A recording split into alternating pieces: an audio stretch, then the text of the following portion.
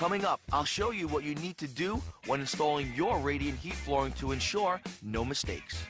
The first thing up today is installing the radiant heat pad. So let's get in there and get to work. And this is one continuous pad. It's 60 linear feet long. So now what is this? This is the lead wire. This is the feed wire that's going to run up the wall here, right up to your thermostat. Okay. So before we start taping it down, we have to check to make sure that the mat is intact. And to do that, we're going to be using this little meter here. Okay. Now I'm looking on the tag here. It says we should get a reading of 52.6 ohms. Okay. Plus or minus 10%. I have 51.7. Okay, so that tells us that right now, the battery that's in this tester is sending a signal through this red wire. It's going all the way through the heating element 60 feet away and then making its way back to the black wire. Okay. All right, so we're going to take readings in 3 separate stages. Once out of the box, so jot that down.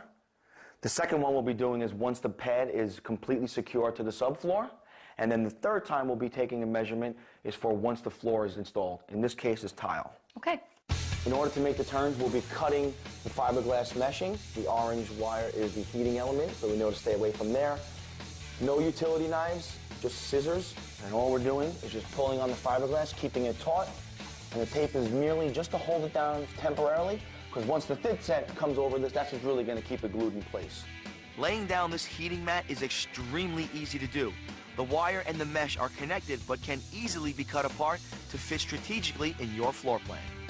And make sure when you cut the mesh, you cut away from the wire. How will I know if it fails? It won't fail. As long as it's installed correctly, which is what we're doing, it will never fail. Plus, once it's encased inside the thin-set mortar and under the tile, nothing can get at it to corrode it. Okay. So it will never fail. Excellent. Not bad, Katie. 2 hours to install this pad. Yeah, not bad. That's not bad. It was actually pretty easy to work with. Mm-hmm. So now it's time for the second test reading. 51.6 ohms. So we are right on. And the last thing we need to do is install the diode sensor, which will be attached to the thermostat and will maintain the perfect temperature of this radiant heat floor. Okay, that's all done. In a couple of days, the electrician will pull these 2 leads up the wall, connect the thermostat, and then this will be live. Now, your husband and I are going to start tiling this floor in just a short while. Excellent. Good job. Let me give you a little inside information. Everywhere the main lead attaches to the radiant floor pad tends to be bulky because of the crimp connection that they use in the manufacturing warehouse. So just digging out a little trough or a little trench for that cable to sit in so that it lays flat with the subfloor will save you a lot of grief in the end. You ready to tile, Michael? I'm ready. All right, before we get started, we're going to install this alarm, which actually monitors the continuity of the radiant heat pad, because if a nick, tear, or rip is going to happen, it's going to happen during the flooring installation. So this alarm basically has a normally closed contact. In the event of a break, the alarm will sound, and we know right then and there, wherever we're working, there's a potential problem. Great. So basically, we want to avoid this. Yes. All right. Okay, the leads are on. I'm going to switch the alarm to on. It should not sound. Good. It's on. If that goes beep, then we go oops. Okay.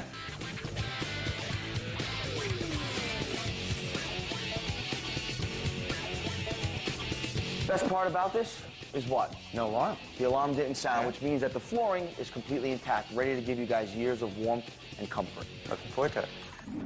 DIY Network's Kitchen Impossible helps do-it-yourselfers who get in too deep. We don't know how to finish it. Mark Bartolomeo shows you how to get that kitchen of your dreams without all the nightmares. I love it. Kitchen Impossible continues next on DIY Network.